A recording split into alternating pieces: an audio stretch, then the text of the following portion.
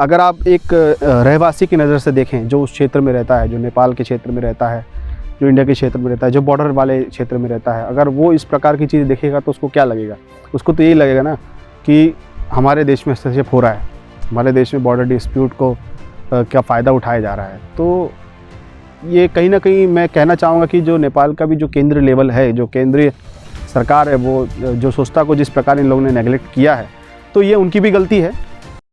दोस्तों, इस वीडियो में मैं बात करूंगा कि अभी जो फ़िलहाल जो इंडिया नेपाल बॉर्डर से संबंधित एक और विषय सामने आया है, इसी के संदर्भ में बात करेंगे दोस्तों। तो इस वीडियो को शुरू से अंत तक ज़रूर देखिएगा। नमस्कार दोस्तों, मेरा नाम है सचिन और आप सभी का स्वागत है मेरे यूट्यूब चैनल सचिन यूनिक में। तो चलिए दोस्तों, वीडियो शुरू करते हैं।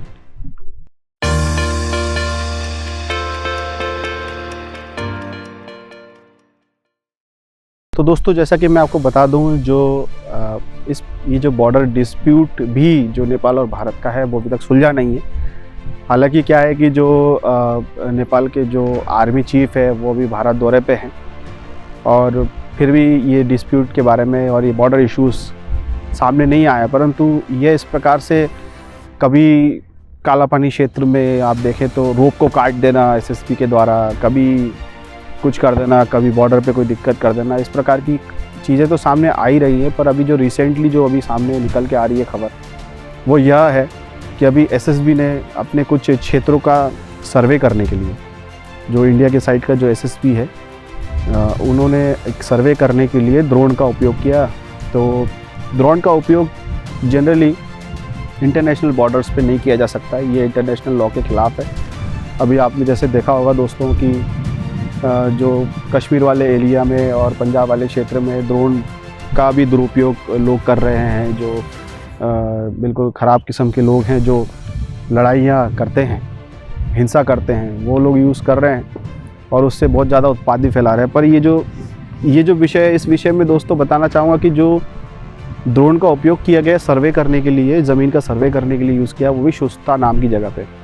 अब आप कहेंगे दोस्तों कि ये शुस्ता के बारे में थोड़ा बताएं, तो दोस्तों आपको बताना चाहूँगी जो शुस्ता है वो डिस्प्यूटेड रीजन है और डिस्प्यूटेड रीजन होने की वजह से है, इसमें कोई भी क्लेम नहीं करता। नेपाल इसको अपना क्लेम करता है और इंडिया भी इसको अपना क्लेम करता है।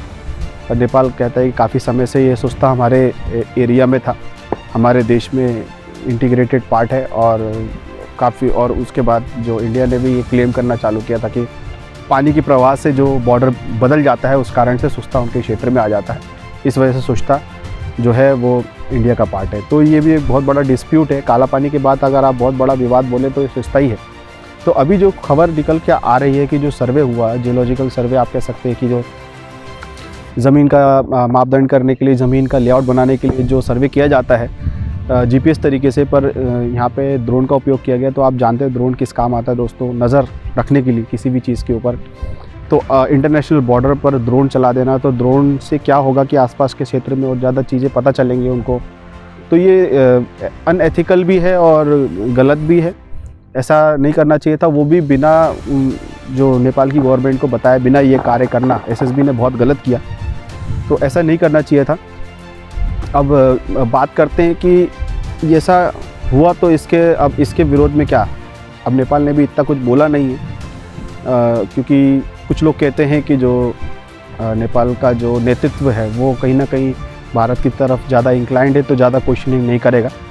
और जो कि आप जानते हैं कि जो प्रधानमंत्री शेरबहादुर देउबा जी हैं, और इंडिया की तरफ से भी, हालांकि देखिए इंडिया भी बहुत बड़ा देश है, उसे भी थोड़ा सा ऐसे अपने जो मित्र राष्ट्र हैं, जो मित्र राष्ट्र नेपाल है, उससे सही में मित्रता है, तो एटलीस्ट उसको बता करके, उसको समझा करके कि नहीं, इस क्षेत्र में हम सर्वे कर रहे हैं, ऐसा परमिशन लेकर के भी, रिटर्न परमिशन लेकर के भी ये चीज़ की जा सकती थी। पर यह अनएथिकल इसलिए हुआ कि अब आप देखिए कि गवर्नमेंट तो ठीक है, सपोर्ट कर दे रही है गवर्नमेंट, नेपाल गवर्नमेंट कुछ बोल नहीं रही, इंडियन गवर्नमेंट भी कुछ नहीं बोल रही है, कि कुछ एजेंसीज़ ने मिल करके ऐसा किया, सर्वे किया।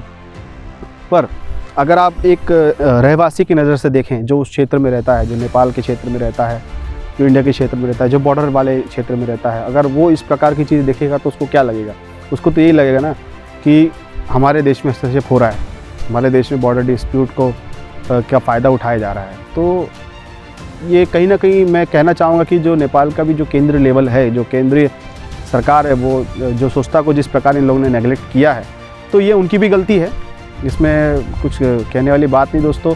आपको पता ही है कि अगर भारत गलत होता है तो भारत को भी बोलता हूँ, नेपाल गलत होता है तो नेपाल को बोलता हूँ। यहाँ पे नेपाल गलत है क्योंकि आज तक उन्होंने कोई बात नहीं की इस बारे में सामने टेबल पे बात नहीं की। काला पानी को लेकर के जब बात नहीं की तो सुस्ता तो बहुत दूर की बात है।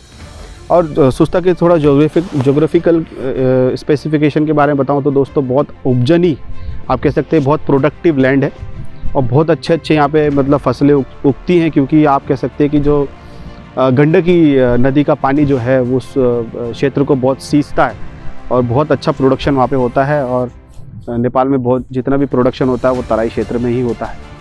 तो कहीं ना कहीं आप हो सकता है कि अब संसाधन को अतिक्रमण करने के लिए भी ऐसा किया जा रहा हो, परंतु जब तक इसके संबंध में जांच नहीं होगी, जब तक इसके संबंध में एक हाई लेवल इंक्वायरी नहीं करेंगे, तब तक कुछ कहना मुश्किल है। फिर भी अगर इसके बारे में कोई जानकारी आपके सामने आती है तो ज़रूर आपसे शेयर करूँगा। परंतु मैं जानना चाहूँगा दोस्तों कि आपको क्या लगता है इस विषय के बारे में, आप क्या सोचते हैं, नीचे कमेंट पे विस्तार में लिख करके बताइएगा। सबसे अच्छे कमेंट को मैं पिन जरूर कर दूंगा और आपके सारे सवालों का जवाब देने की कोशिश करूँगा। मेरा यही मानना है कि जो एसएसबी ने इस प्रकार जो गतिविधियाँ की वो नहीं करनी चाहिए थी। अब देखते हैं कि किस प्रकार ये प्रॉब्लम सॉल्व होती है और लोगों की नज़र में आया है तो सोशल मीडिया में लोग इसके बारे में बात कर रहे हैं, तो इसके बारे में सॉल्यूशन पूरी तरीके से निकलना चाहिए और समझना चाहिए कि भाई अगर किसी के भूमि में अगर इस प्रकार अगर आप ड्रोन चला देंगे तो कितना बड़ा नुकसान है। मैं वही पॉइंट पे आना चाहूँगा दोस्तों कि अगर मान लीजिए कि जितने भी मेरे भारतीय भाई लोग देख रहे हैं, मैं उनको ये बताना चाहूँगा, ब्रदर आप लोगों को मैं यही बोलना चाहूँगा कि अगर मान लीजिए चाइना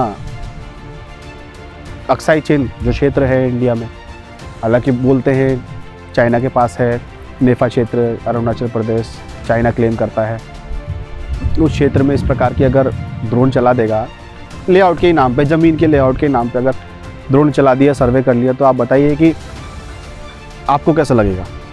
बस एक सवाल, आपको कैसा लगेगा?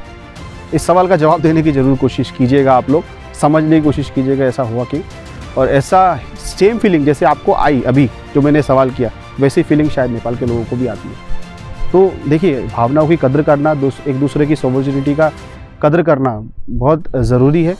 यहाँ पे आप बच नहीं सकते, ये नहीं कह सकते कि वो हमारा हिस्सा है, वो फलाना हिस्सा हमारा है, फलाना हिस्सा हमारा है। डिस्प्यूटेड रीजन है, मैं मानता हूँ, पर डिस्प्यूटेड रीजन तब तक सॉल्व नहीं होगी जब तक दोनों देश बैठ करके सॉल्व नहीं करेंगे। आकर के भेंट वार्ता करना, मिलना, खाना खाना, ये सब तो चलता रहता है, छोटी मोटी जो ऑफिशियली विजिट होती है। पर मैं ये सोचता हूँ कि आज तक ये जितने भी डिस्प्यूट है वो सॉल्व क्यों नहीं हुए हैं। ये तो हम मित्र राष्ट्र है ना, दोनों मित्र राष्ट्र है तो दोनों बैठ करके बात कर सकते हैं, इनको करना चाहिए। अब देखते हैं दोस्तों इसके संबंध में क्या होता है, तो जुड़े रहिएगा और इसके संबंध में सारी जानकारी आपको देता रहूँगा। दोस्तों जुड़े रहिएगा मेरे साथ और ज़्यादा से ज़्यादा इस वीडियो को ज़रूर शेयर कर दीजिएगा ताकि सब लोगों तक ये जानकारी पहुँचे। दोस्तों फिर मिलूँगा इस प्रकार के वीडियो के साथ, तब तक के लिए नमस्कार।